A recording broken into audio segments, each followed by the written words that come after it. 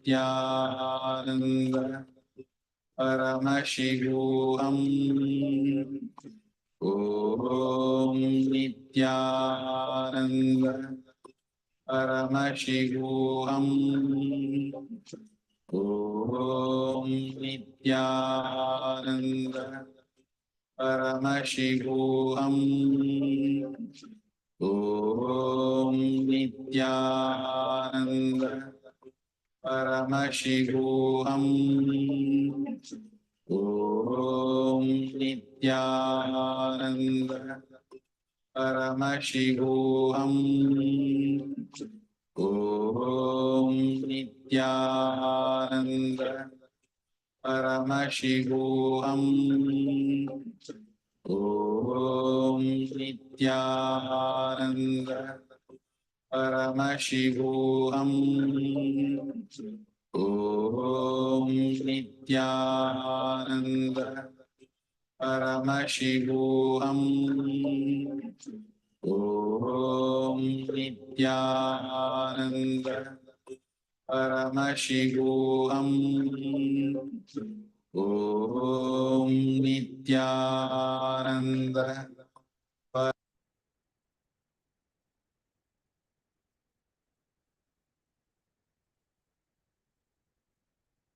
Yes, now all of you, please go ahead and share your experience of the power manifestation.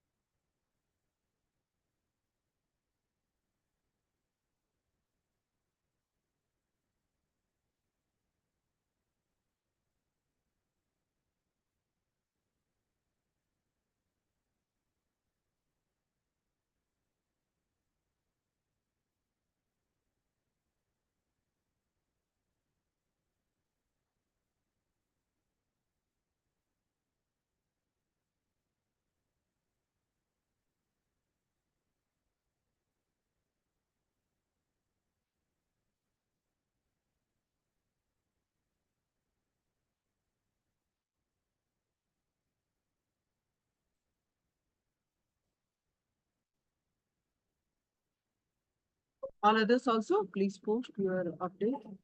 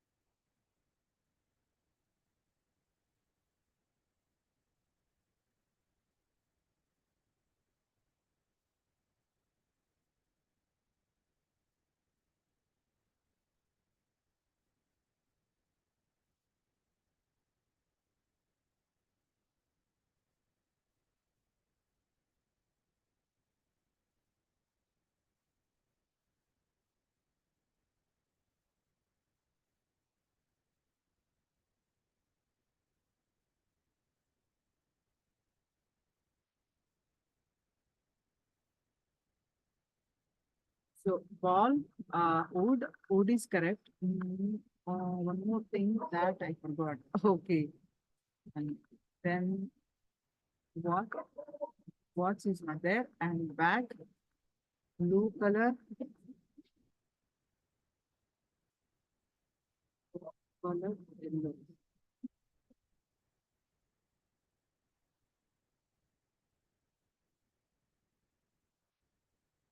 There's no what? Bag. Blue color is there. All right. So now today, you're going to have a very important initiation, as I mentioned in the beginning of the session, Vishesha Diksha, which is Shiva Diksha level 2. I request all of you to come and in front of camera because today's Diksha is very important. Shiva Diksha level 2. Today's Diksha is Shiva Diksha level 2. Lisika, Chunyu, Ishanandaya, all of you please come in front of camera. Ishana Shivam, Senthil Kumar. We were my ranking. Jnana Guru Prasadini.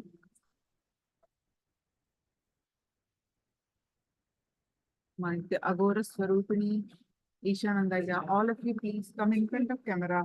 We are going to have understanding about the Shiva Diksha level 2. We are going to have the initiation today during the darshan. We are going to learn about that.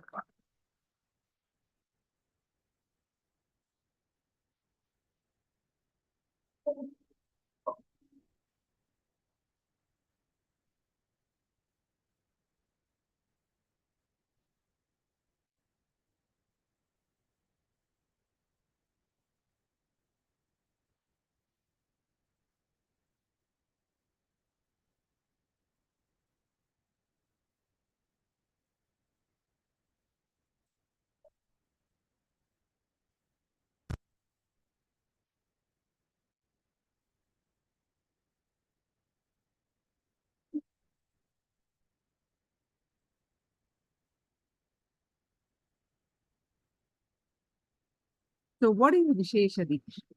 Vishesha Diksha is the second level initiation that bestows the right to offer prayer and gratitude through personal puja to Guru Paduka and Paramashiva to Atma Linga.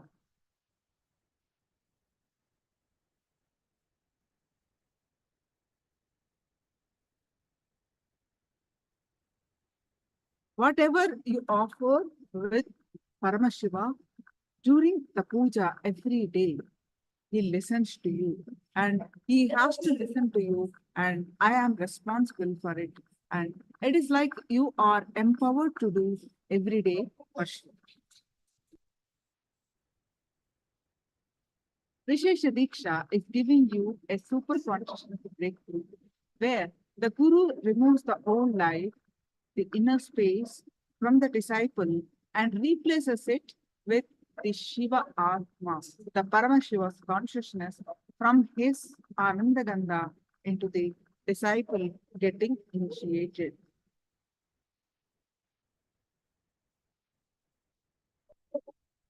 Whatever old life, meaning the conflict, remove whatever is in a space, the low self-esteem, conflicts, all that he removes, Guru removes that old life from the disciple and replaces it with the new Paramashiva's consciousness, with Shiva's Atma. From his Ananda Gandha, his inner space, into the disciple getting initiated. Vishesha Diksha is initiating you into power manifestation and opening the doors of KAILASA for you. Vishesha Diksha gives you the experience of KAILASA. The Spatika is nothing but the space of KAILASA. It's just made into a physical matter and given to you as Atmalinga. The We are going to learn about Atmalinga also shortly.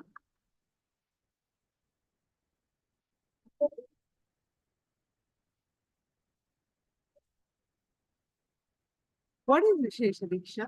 Why Vishesha Diksha?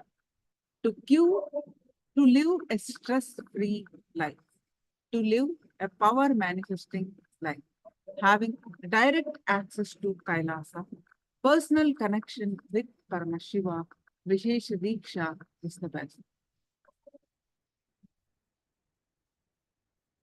Receiving Atmalinga and doing puja every day is literally awakening your consciousness, connecting yourself with Paramashiva. Every day connecting with Paramashiva is such an ultimate thing. Puja is the time-tested, foolproof, ultimate stress-busting methodology.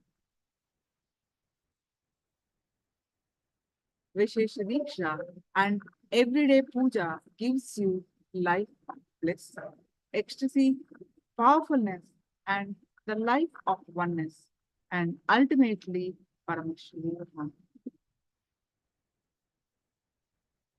It directly opens your personal connection with Paramashiva and Kailasa's space. You are initiated into all the power manifestation cycles, and you have personal, intimate version of Paramashiva, Atmalinga for yourself. With unimaginable benefits, health, spiritual, every day starts with this initiation. Performing Nithya Puja after receiving Vishesha Diksha is such a personal, direct enlightenment process. It will make you manifest the ultimate power. Nithya Puja cleans your whole system, detox your body, and rights your consciousness, makes your consciousness opens up in your system. Swamiji started giving this initiation from November 2015 onwards. The scriptural references is from Soma Sambhu Paddhati from Agamas. The procedure described as the Guru should throw flowers invoked on with the mantra Astraya Hampat at the disciples' chest, and Guru should will throw the flower at the disciple getting initiated, and imagine in the heart of the disciple the globe-shaped supreme spirit of extreme effulgence inhabiting the subtle body. This is the exact translation of this Vishesha Diksha Paddhati, Vidhi Soma Sambhu Paddhati in the Kamika Agama. So, as per that, the invocation of, there are the procedures, the Homa happens, the procedures. The Guru knocks the heart of the disciple with the flower and visualize the consciousness sparkle as a star in the heart of the disciple and enter the lotus of the heart of the disciple and put consciousness of the disciple into the self. So basically, let me explain to you. So he is a pure spiritual process. So Guru, in that one, Guru throw the flower and open the heart of the disciple and removes that old inner space and put it in the fire. Then the fire ritual happens in the one of the Adinam, and Guru removes and put that fire inner space of the disciple into the fire and removes all the karmas, the sins by the sin. It could be in previous lifetime, whatever. So it removes the sins of the disciple, and there are some sins Guru has to remove to even to be eligible to receive this Diksha. So then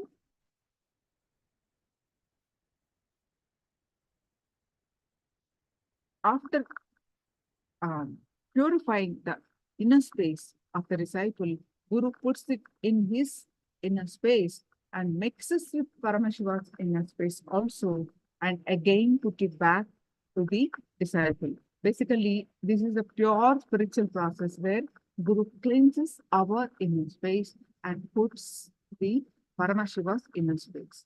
Then you are eligible to worship Paramashiva. On seeing the way it is required. Okay. So after the Homa is over, Guru keeps the, this is also done. So now let's listen from Swamiji about this Vishesha Diksha initiation for direct access to Sadashiva.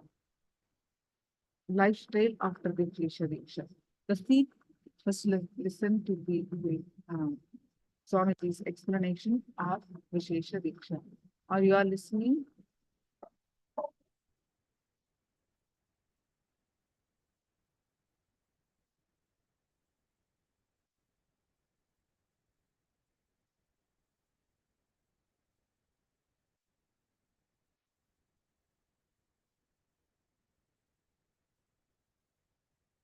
So I will explain to you once we are done listening to Swamiji for a few minutes about do's and don'ts of Vishesha Diksha.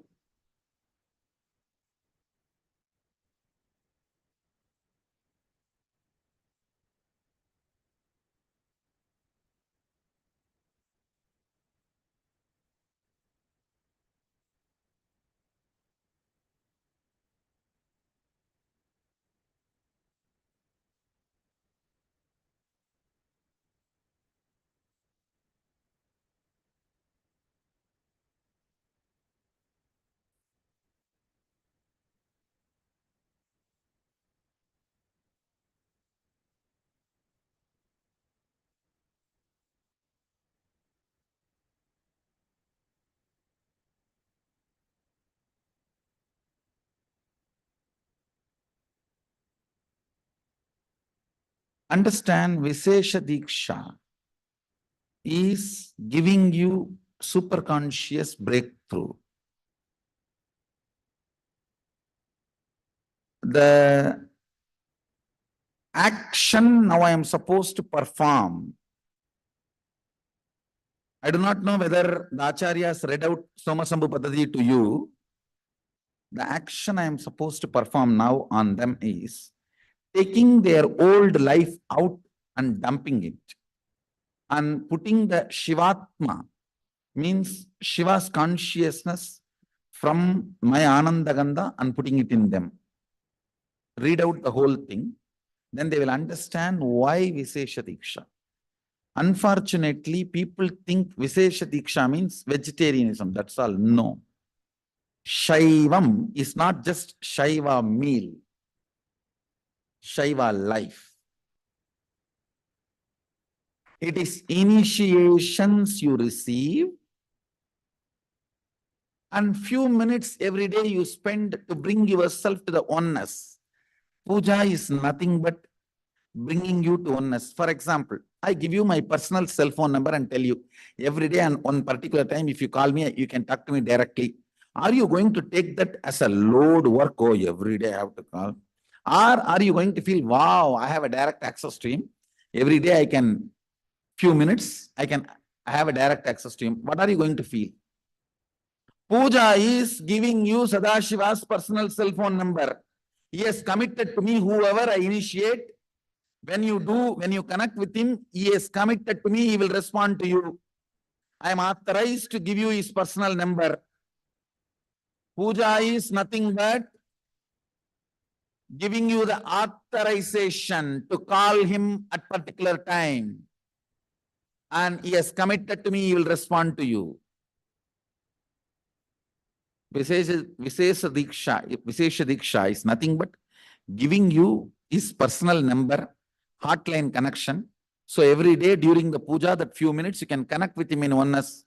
And he has committed to me, he will respond to you. Understand? I am authorized exchange for him. He has given me the authority, That is the reason I am sharing.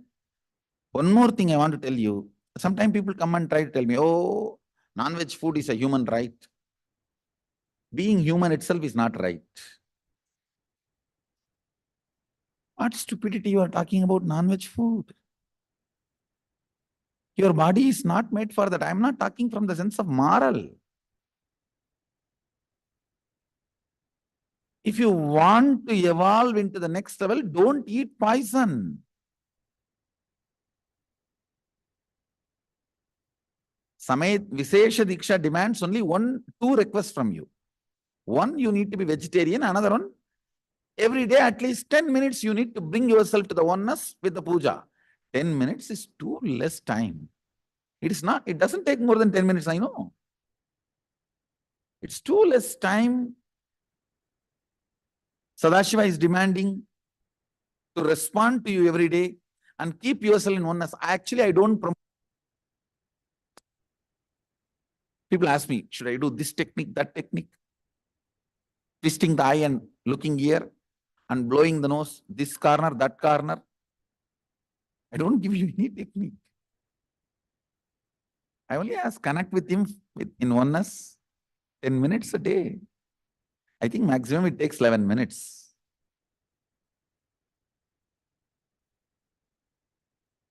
Anybody who listens to my words, I will strongly recommend you take Vishesha Diksha and become vegetarian. That will really help you. You cannot compare, understand? Whether you paid some 5,000 and came for NKY or paid few lakhs and came for MSS, that is not going to decide whether you are going to continue to manifest power and live manifesting powers. Whether you take Vishesha Diksha or not is only going to decide whether you are going to manifest powers or not. So please understand, the secret is in initiations and aligning yourself to the oneness. That's all. So I have to be integrated to Mahadeva. So I am revealing the truths as it is.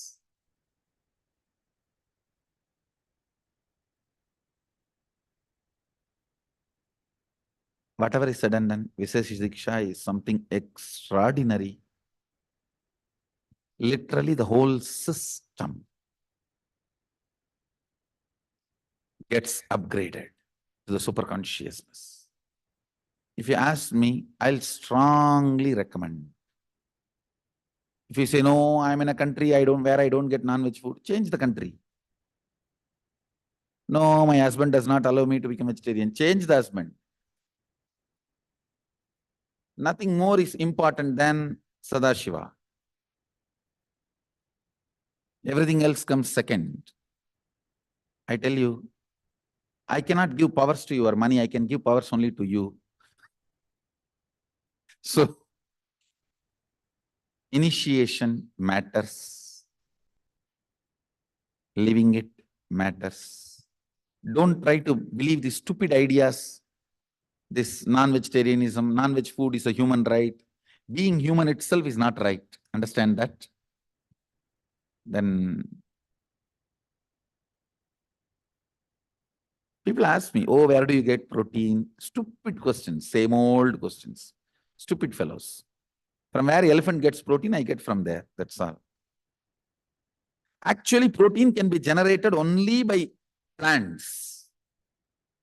You feed that protein into animal, grow muscles, don't even bother it as a life and just cut the muscles for your protein and grab. What kind of a mind? Is there no limit for the demonicness? The demonness?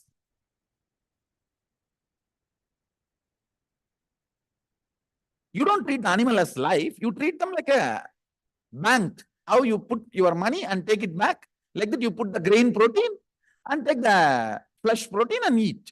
You think they are going to be blessing you and dying? Loka samasta sukhino bhavantu. Let everyone eat my flesh and live happily. No. All their curse is there in their muscles and their animal protein.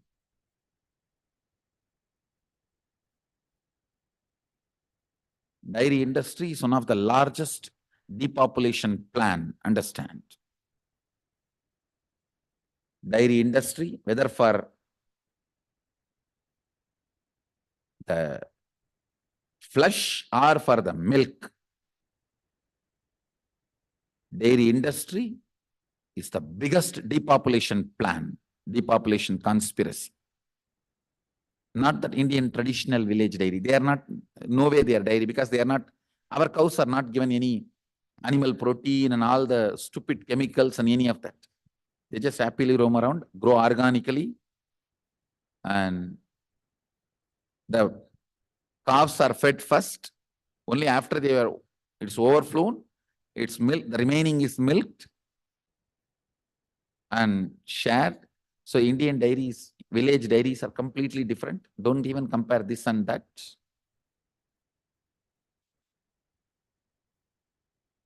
Actually, I can give you hours of discourse and convince why vegetarianism and all that.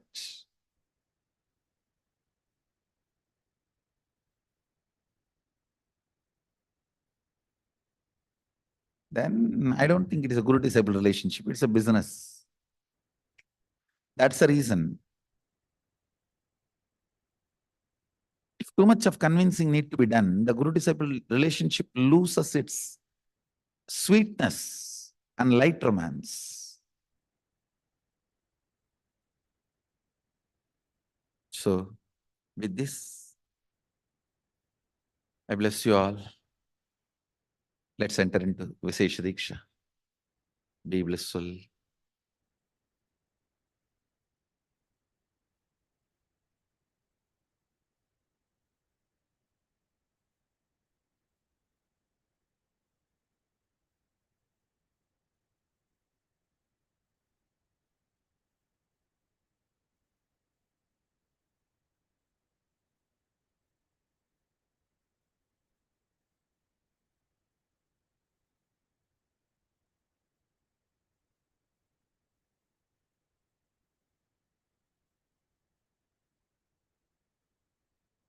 Yes, now let's continue the do's and don'ts after the Vishesha Diksha.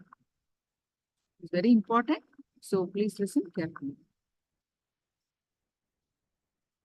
Lifestyle one should follow after Vishesha Diksha.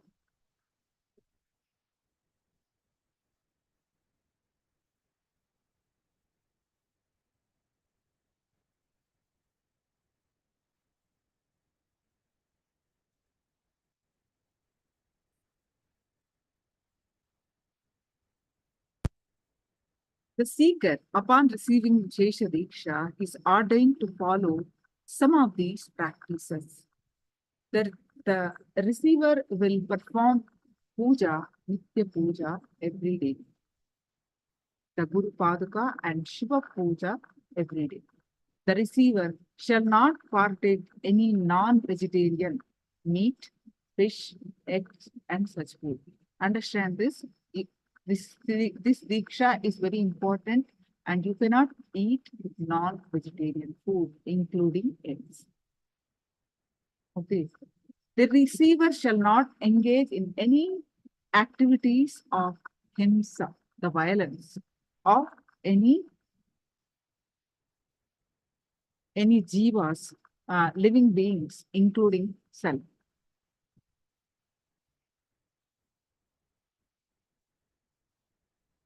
Offer puja to Paramashiva and Guru every day. Takes only 15-20 minutes, and videos available. The performed videos also available. So if you are sick on or if you are traveling sick, you cannot do, you miss puja one day, the next day you have to do 2 times. That days and the one for the yesterdays. So Paramashiva gives this as an option.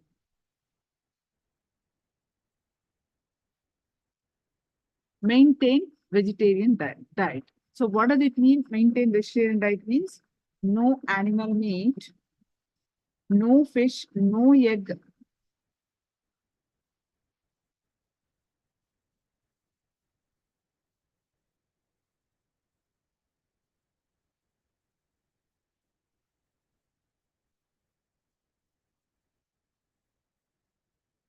No specific mention on smoking, drinking, with respect to Vishesha Diksha. So no restrictions on that. If by, yes, if by mistake you eat without realizing something which contains egg, mushroom, if you have by mistake eaten, like something you ate outside, which is some egg or something, you have to take haritaki powder and flush that out, substance out from your system as soon as possible and detoxify your body.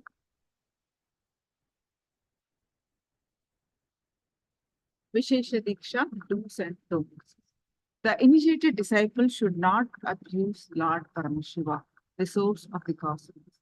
He should not abuse the Shastras revealed by him. He should not abuse the Guru, Acharya, and Shiva Sadhakas, the court seekers.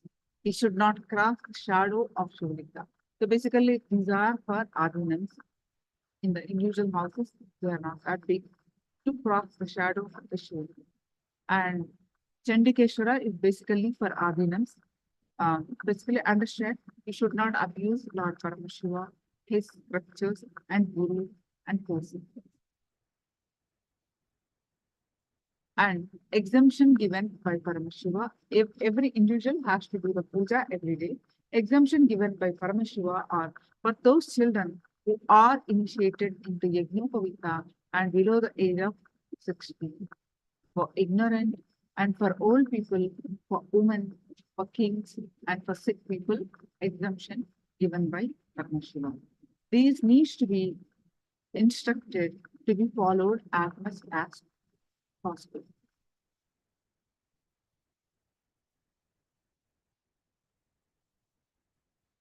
So any questions, please do let me know about the Vishesha Diksha. Today, we are going to get the initiation during the darshan of this important ritual. But the only thing you need to remember is you cannot eat non-vegetarian food after this Diksha.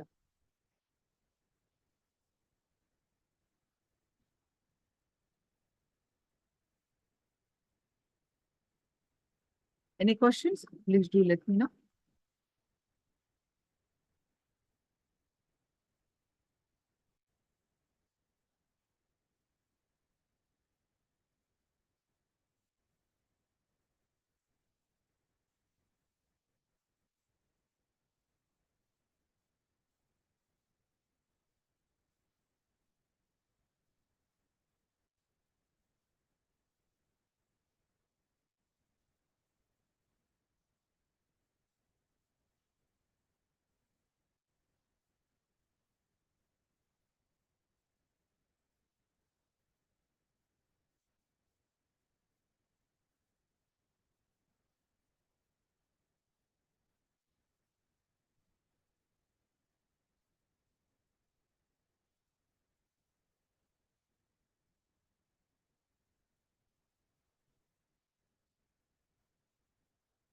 All right. So are you all clear about the Vishesha Diksha? Alfred, are you clear?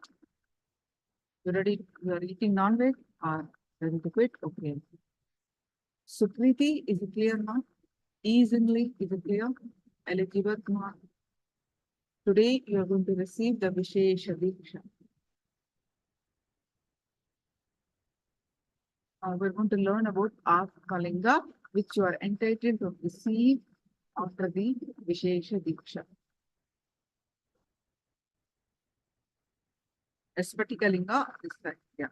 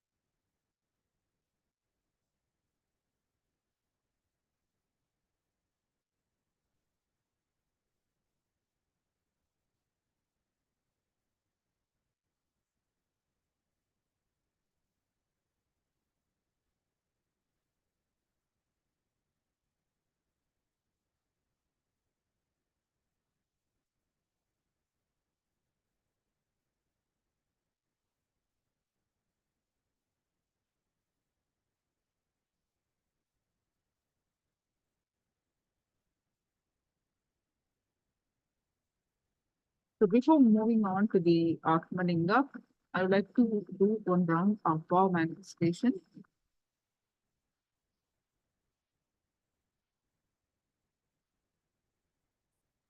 Please go ahead and post your powerful cognitions from Living Enlightenment book.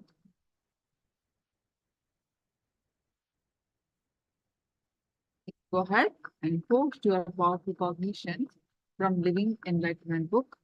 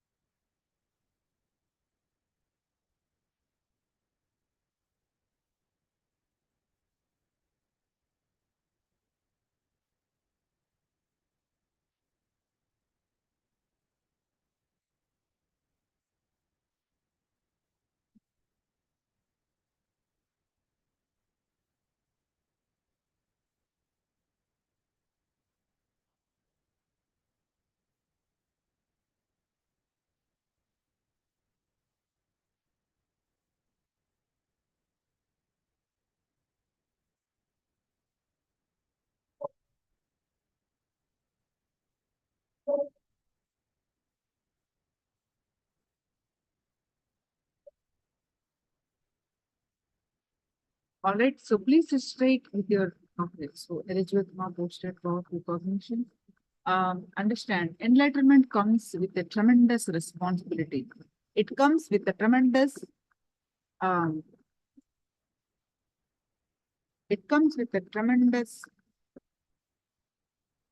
pressured compassion. Pressured is the right word to use. Your whole being will be vibrating with an intense compassion, with a very deep compassion. Wonderful cognition.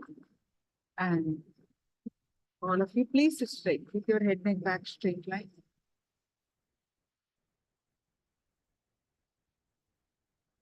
Visualize Swamiji's form in your third eye with the cognition that Swamiji is Paramashiva, and meditating on the form of Paramashiva, Swamiji will awaken your consciousness, your Kundalini Shakti, and the oneness space.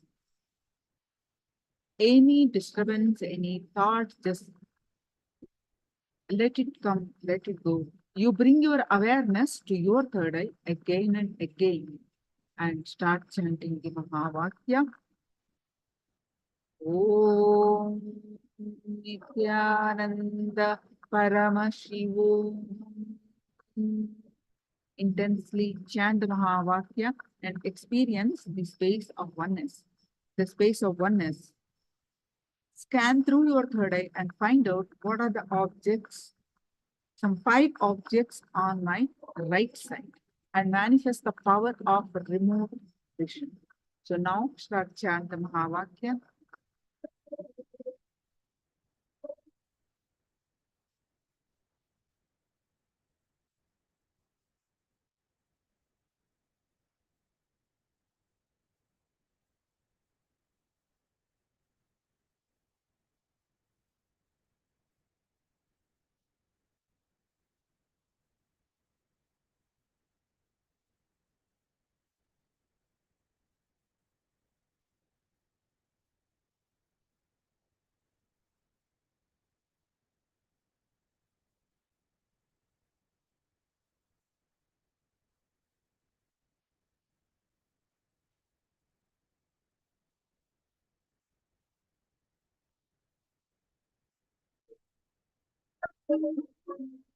I bless you all.